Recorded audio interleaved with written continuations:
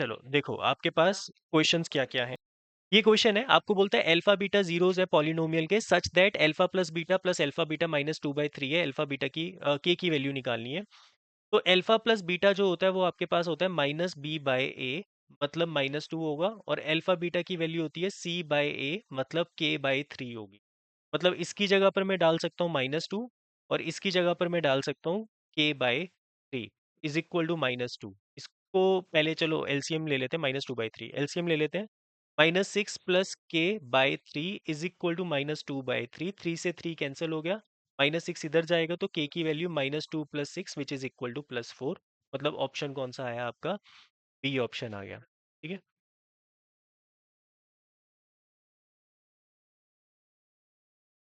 Then अगला question है आपके पास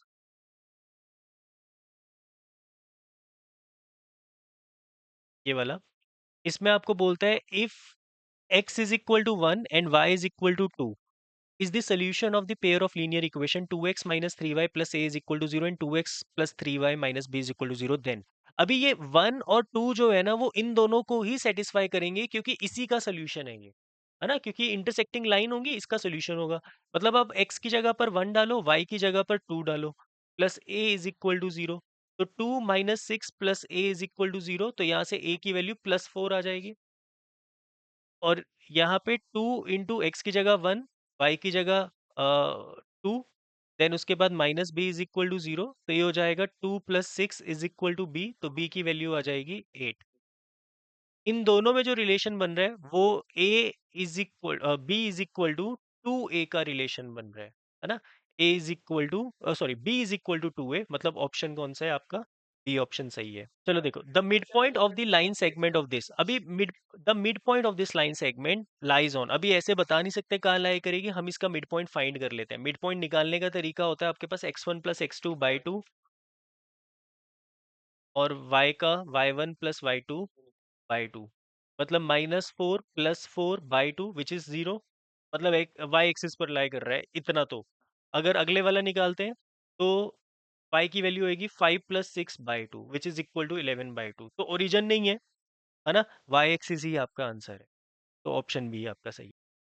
if theta is an acute angle 7 + 4 sin theta is equal to 9, then the value of theta is.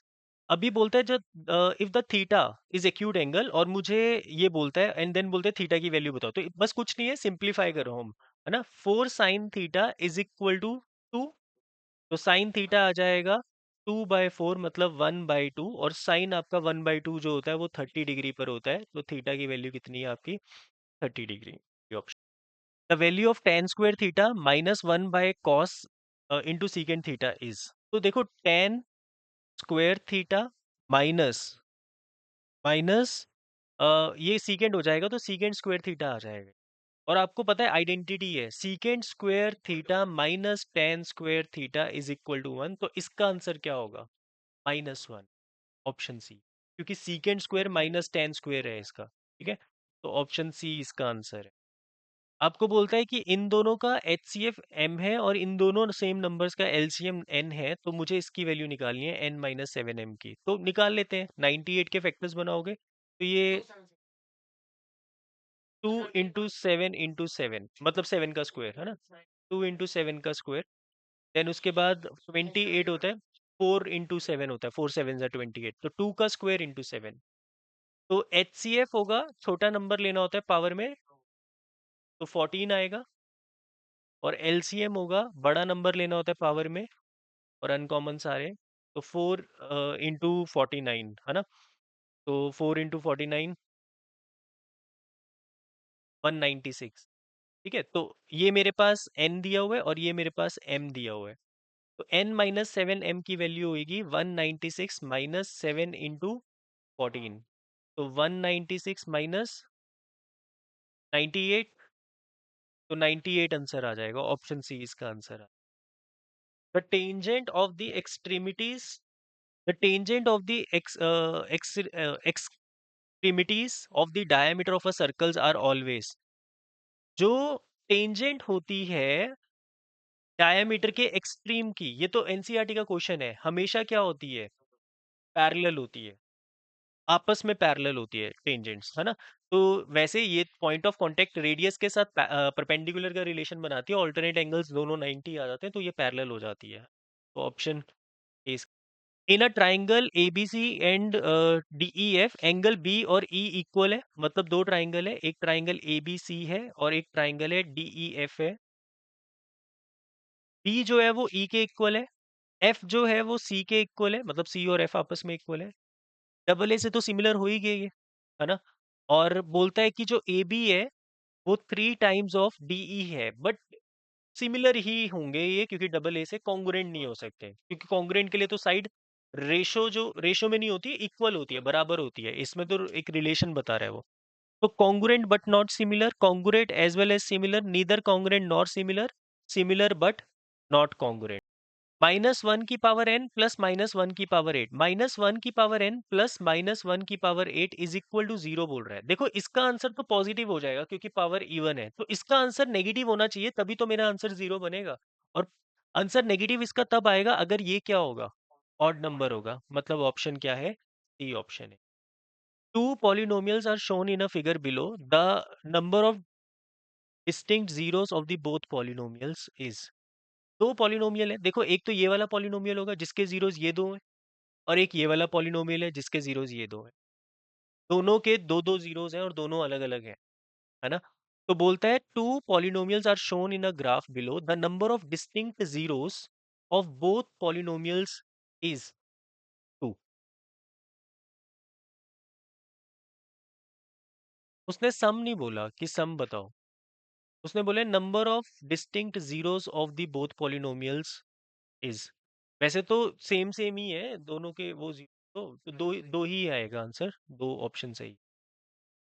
If a sector of a circle of area 40 pi square units and the central angle is 72 degree, the radius of the circle is। आपको radius निकालना है circle का। आपको बोलता है if the area of sector, sector का area जो है वो 40 पाई स्क्वायर यूनिट है and the central angle is 72 degree. तो एरिया ऑफ सेक्टर निकालने का फॉर्मूला है, area of sector is equal to theta by 360 pi r square.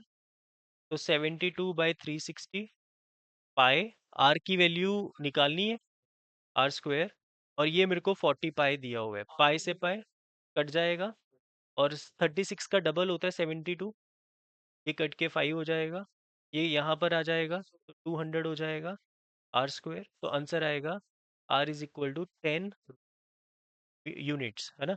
10√2 units, मतलब ऑप्शन बी।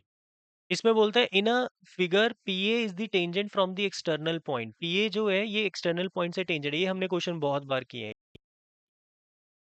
एंगल जो भी होगा, सपोज एक्स है, ये दोनों का सम क्या होगा? 115 एक्सटीरियर एंगल प्रॉपर्टी। तो आपके पास एक्स की वैल्यू आ जाएगी 25 डिग्री, ऑप्शन ए। इस क्वेश्चन में बोलता है a kite is flying at a height of 150 metre from the ground. एक काइट है जो 150 metre away from the ground fly कर रही है।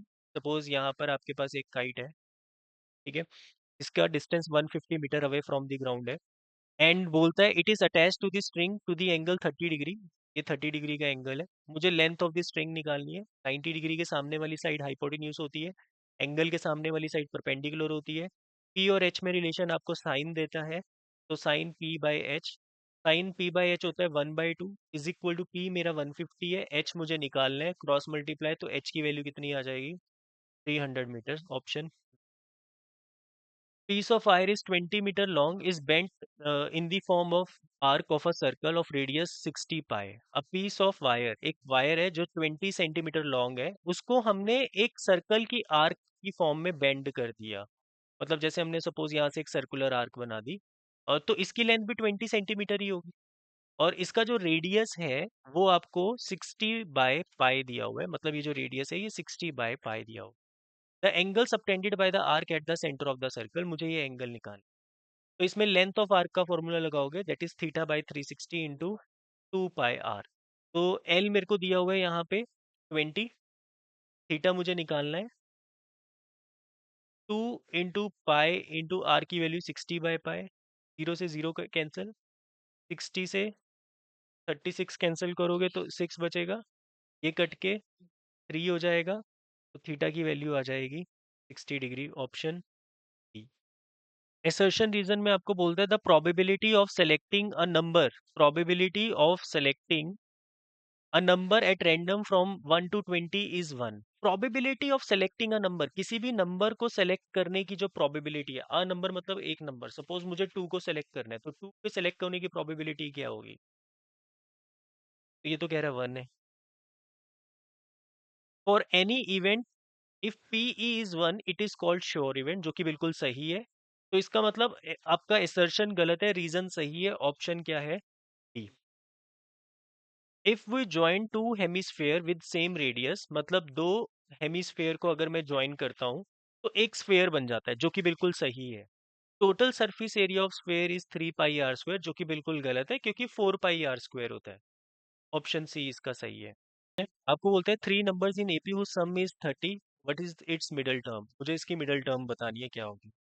देखो, ये आपके पास ये रिलेशन होता है कि थ्री नंबर्स, इन तीनों का सम 30 है, तो इस केस में मैं ये ले सकता हूँ, पहली टर्म a-d, दूसरी टर्म a और तीसरी टर्म a+d, है ना। और इन तीनों का जो सम है वो किसके इक्वल है? 30 के। तो d से d कट गया, pa किसके इक्वल आया? 30 के। तो a की वैल्यू क्या आई? 10। और मिडल टर्म कौन सी है? a ही तो है, तो ऑप्शन कौन सा हो गया आपका? बी ऑप्शन, 10 आंसर आ।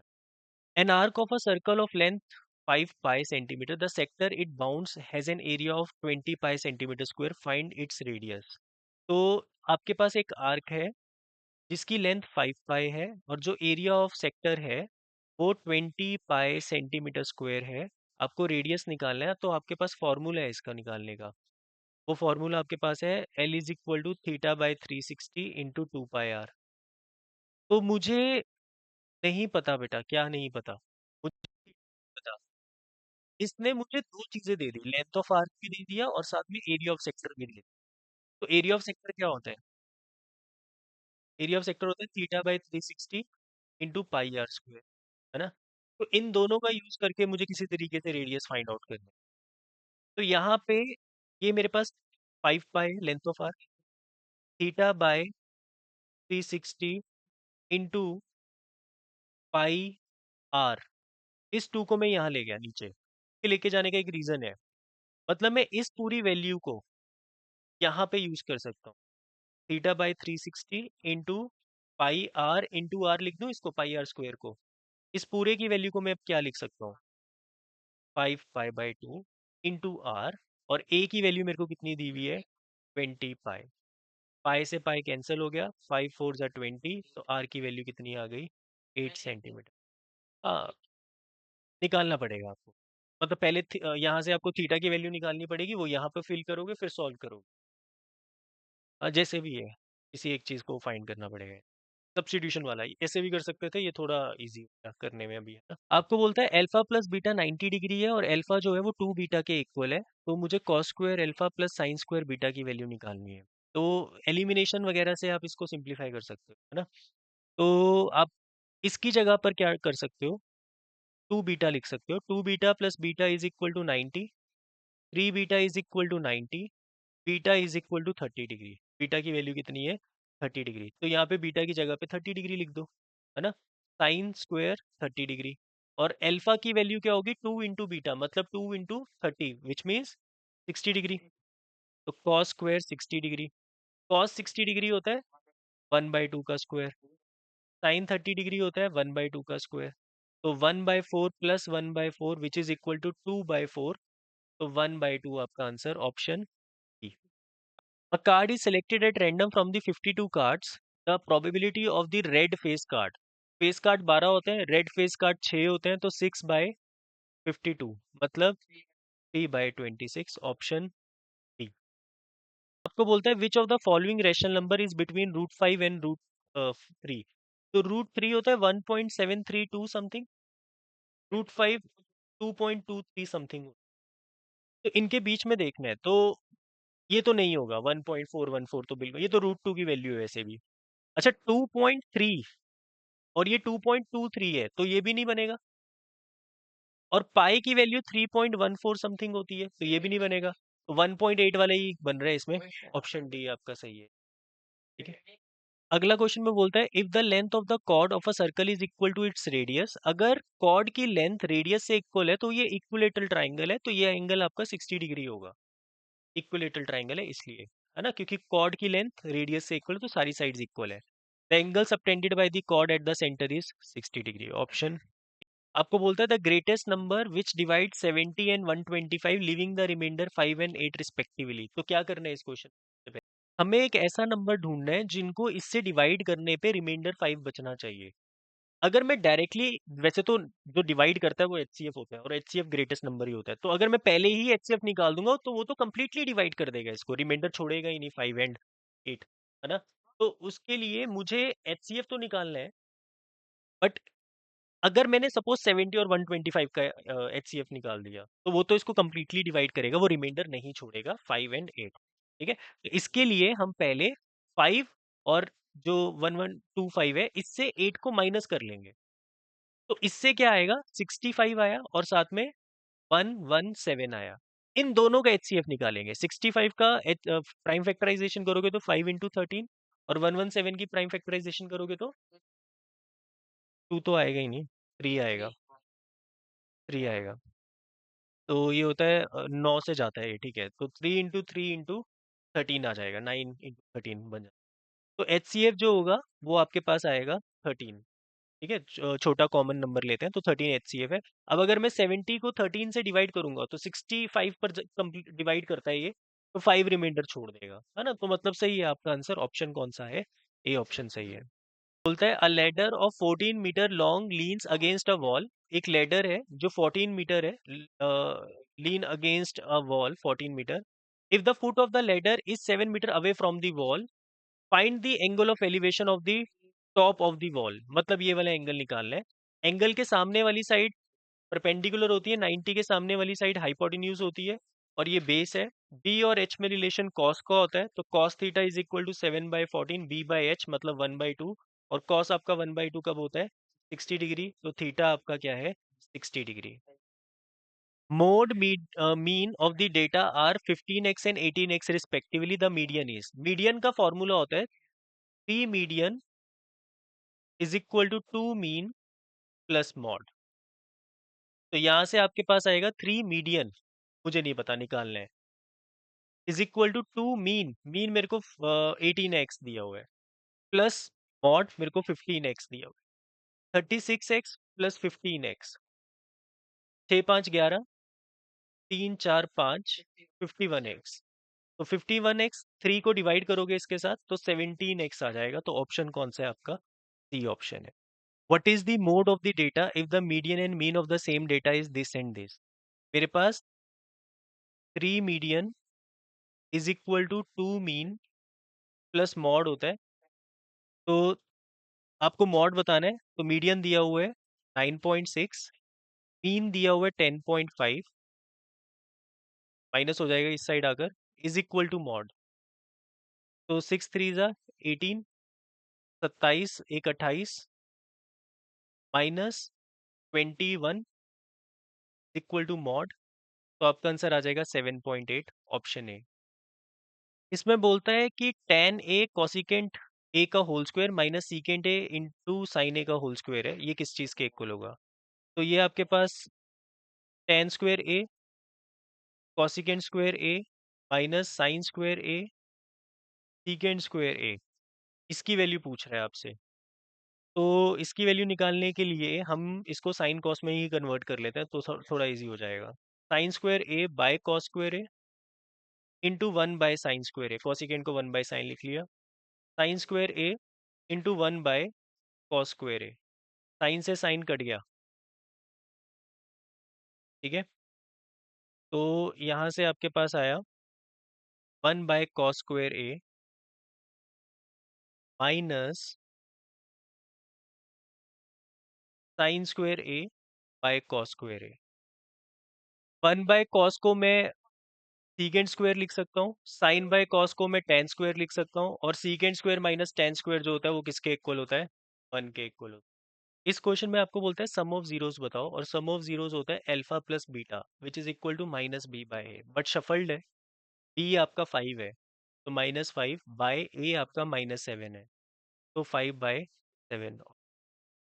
आपको बोलता है the end points of the diameters are this, ये एंड पॉइंट्स है डायमीटर के, मुझे रेडियस बताना है। मतलब मैं इसका डिस्टेंस निकालूंगा सिंपल डिस्टेंस फार्मूला से, वो डायमीटर आ जाएगा। -3 -2 का स्क्वायर मतलब -5 का स्क्वायर, दैट इज 25। -1 ऑफ -4 का स्क्वायर, तो ये भी 5 का स्क्वायर मतलब 25 आ जाएगा।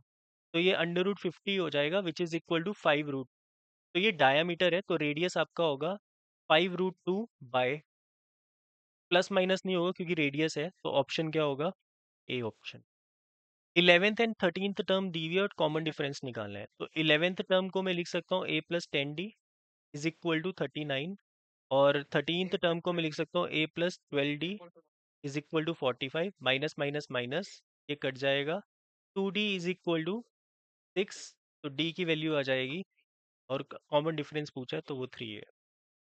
A card is drawn at a random from the pack of 52 cards. What is the probability that it is spade or king? तो मतलब स्पेड में होते हैं टोटल 13 पत्ते, बट इसमें एक किंग इंक्लूड होता है, और टोटल किंग 4 होते हैं बट एक किंग क्योंकि इसमें है, तो 13 + 3, तो 16 टोटल कार्ड्स होंगे फेवरेबल, तो 16/52, तो आपके पास आ जाएगा 4 से कट जाएगा 4/13। तो ऑप्शन कौन सा है आपका? सी।